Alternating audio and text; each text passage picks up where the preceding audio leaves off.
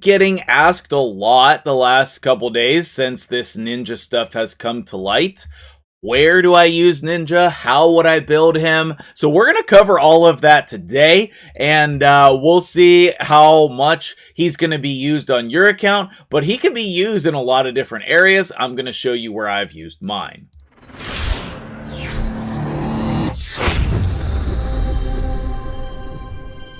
What's up, guys? MtgJedi here. How you doing today? A little bit of a late upload today because I wanted to make sure I got a lot of these things in, and there's some timing issues. We'll talk about that in a minute. First things first, we want to talk about Ninja. And this is going to be the build that I am currently using on Ninja, which is basically just speed, accuracy, and some damage, okay? Not a crazy amount of damage, and the accuracy is no longer needed at this amount. This was the previous amount that we needed for Sand Devil, Phantom Shogun, all of the endgame content. Now we don't need that. And so I think you can lower this by a couple hundred, but this is the build that I have used, okay? One easy way to get a high amount of accuracy is with an accuracy chest, an accuracy banner, perception sets, as well as substats of accuracy on your gear, okay? Now, as I said, you don't need this amount of speed, you don't need this amount of accuracy, but I wanted to be honest and show you the build that I'm using. So he does have a considerable amount of speed here, 282. I understand that that might not be achievable for everybody, but you just get him to the speed that you want. I think for all these teams that I'm going to show you today, we're going to be looking at 250 speed, 240, 250 as the recommendation for a minimum speed. But with cutting some of the stats like I'm saying that you can, you should be able to make that work. But even though we're going to talk about some more accessible teams, the main thing I want to do today is show you how I have used him. And so I'm not going to go change the build because people want to know how I've been using him. I have had Brimstone on him for a while, and I think that I do still like that.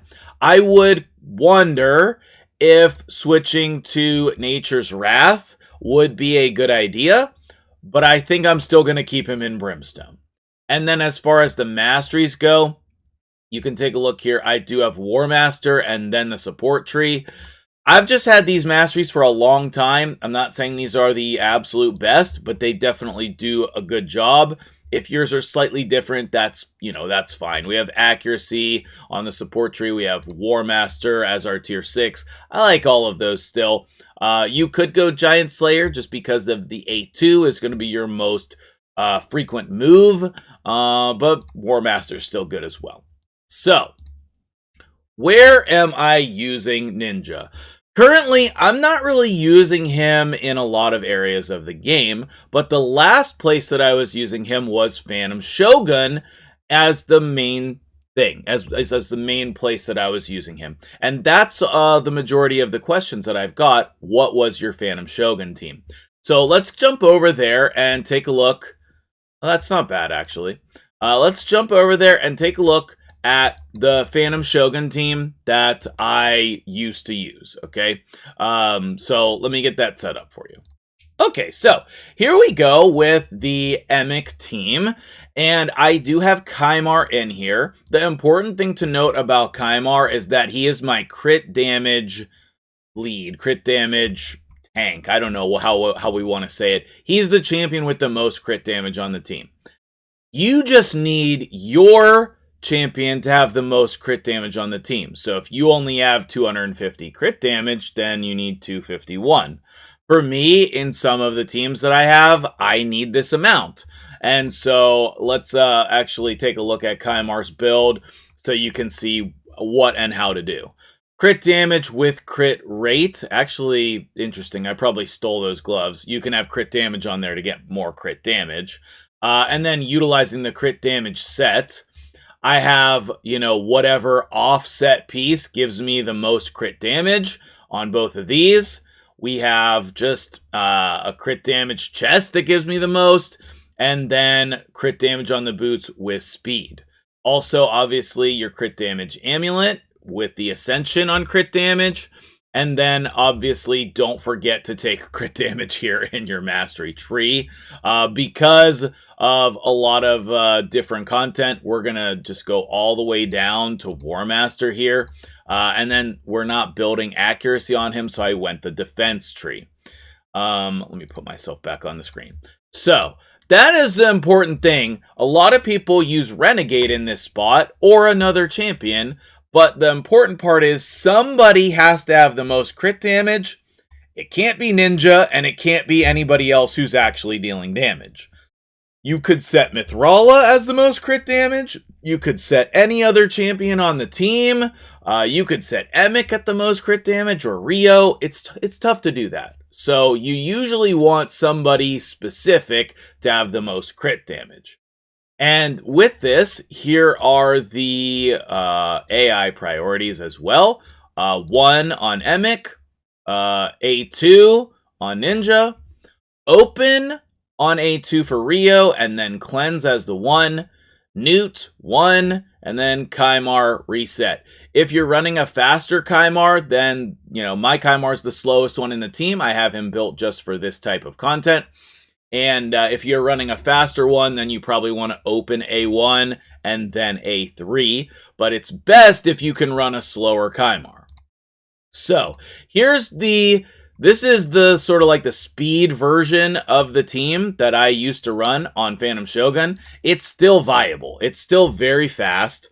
And it's still one of the best teams, in my opinion, if you have these champions. You're going to see Ninja coming in here doing a significant portion of the damage, but really so is Newt. Ninja was the original Newt. Ninja was the champion who killed the bosses before we had Newt. And there you can see that's the fastest possible time with this team. We got the Brimstone proc, which did a bunch of damage. We got no weak hits from Newt, I think. So 16 seconds. A lot of these runs go up near the 30-second mark, almost twice as slow, twice the time. So it's not always 16 seconds, but it is pretty consistent.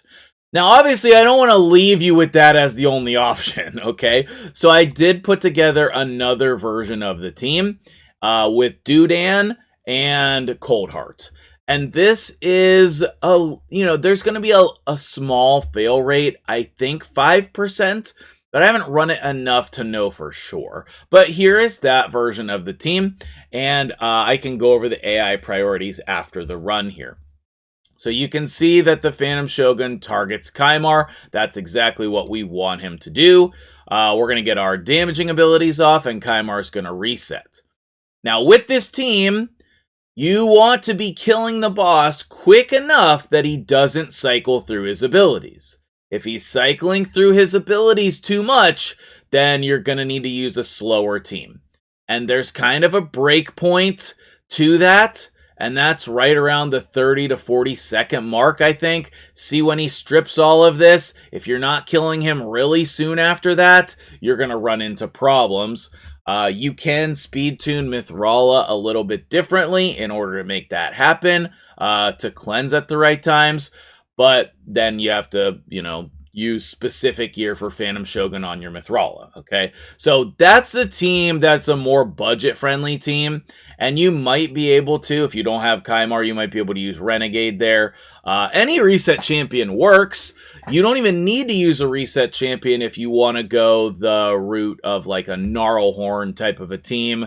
There are a lot of potential teams now, okay? I did a video on tons of teams for Phantom Shogun. Did I do that video? Interesting. I may or may not have done that video yet. Let me know if I released that video. I don't know if I actually did. Anyway, there are a lot of possible strategies for Phantom Shogun now, okay? The team I use is very fast. It is right here. And that is going to be 15 seconds. Obviously, or 12. I think I got it down to 12. But the fact is, you can make a fast team in a lot of different ways now. And Ninja is one of them.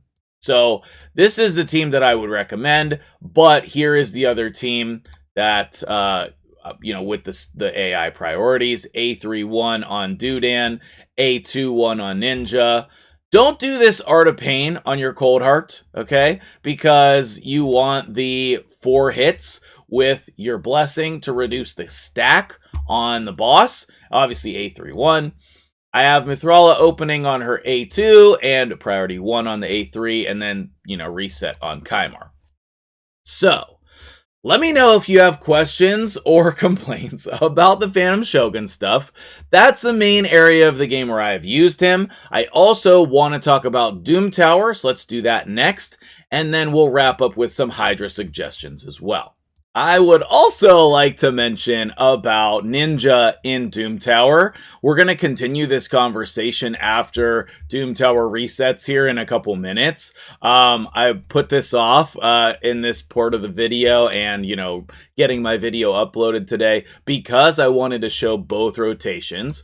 But in the first rotation of the Doom Tower, really the only boss that you're going to want to use Ninja in is the Frost Spider. You can use him in Scarab as long as the rest of your team makes sense to include him. He can be a damage dealer there, but most of the time he would need a Blood Shield ring.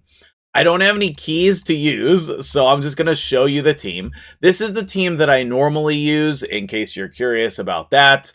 And then the team that I put together for Ninja is right around here somewhere, right here.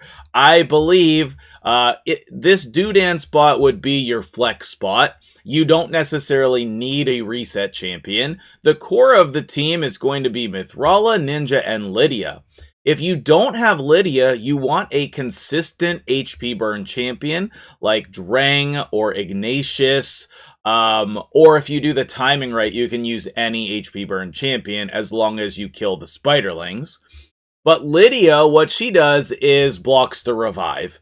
You can use any block revive champion that you want in her spot also, but obviously she's going to bring the poison sensitivity, she's going to bring the decreased defense and weaken, she's going to bring the strengthen to help keep your team alive, so many different things she's going to bring. Obviously Mithrala is going to cleanse. I like Mithrala with Brimstone for a lot of reasons, and like I said before, I do currently have Brimstone on Ninja, which is super helpful here.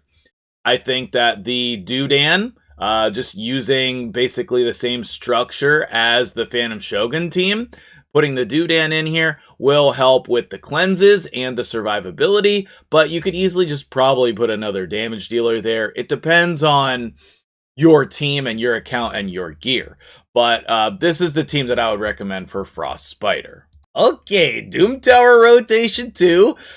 We made it to floor 10, which is the Griffin. And the great thing about the Griffin is that we can use a very similar team to what we were using in Phantom Shogun. And that's pretty cool when you can use one team in more than one place. Do you need Doodan for this? No. Do you need Kymar for this? No. But again, the 3 champions that are important here is... I don't know if any of those champions are important other than Ninja, but Mithrala is going to be helpful. So let's go ahead and see this run. Not saying this is the best team, but it is a viable team. And we'll talk about the other rotations as well. So in this rotation, we have Magma Dragon. Please don't ever use Ninja against Magma Dragon. It will be a disaster. The Griffin we're on, and then Nether Spider and Eternal Dragon. So the Nether Spider... I don't recommend you use Ninja there unless you have a very specific team. You need to be removing the counterattacks from the Spiderlings or killing them if you're going to be using Ninja, because his A2 is the one that is random. So unless those Spiderlings are dead, it is going to be bad news for you, okay? I love Mithrala in this content because she cleanses really nicely. Ninja here is going to be really great as well because, again, he's the original boss killer. Maybe Royal Guard's the original boss killer, but, I don't know. For most people, Ninja's the original boss killer. You can see the Brimstone coming into being helpful very much here, and then Ninja killing the boss with the HP burns. His actual damage with crit rate and crit damage is not really that important on most of these bosses. We get a new best time, and that is frankly pretty nice of a team especially because you don't need the Kaimar or the Dudan. You don't even really need Lydia. You could put in Stagnite, for example. You could put in so many different champions here, but Ninja is definitely going to be good against the Griffin. And then once you get to some higher floors here, like I want to say floor 40, I think, is the first Eternal Dragon. And then obviously the top of the tower here is going to be the Eternal Dragon. This is the Eternal Dragon rotation on the Doom Tower. And he is good against that boss as well. He cycles through his abilities pretty quickly, so even if your skills get on cooldown, his A1 is nice, and then that he can still get back to his other abilities pretty quickly. So I think that that's all of the information that I need to share about Ninja. Is there another place where you're using him? Okay, wait, I lied. We need to talk about Hydra before we wrap this up. Hydra with Ninja, you can use him in any level. I'm not going to lie, you can use him in any level. And I think that he's perfectly fine.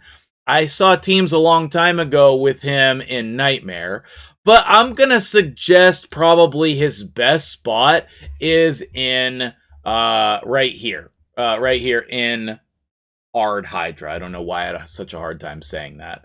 But we can use this same type of structure that we have been using here, where we have our Reviver, our block buffs, increase speed, decrease speed, sort by recently used.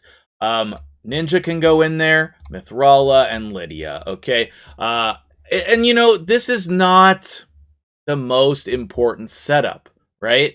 You can use any Reviver there. It does not matter. You can put your Arbiter in this spot.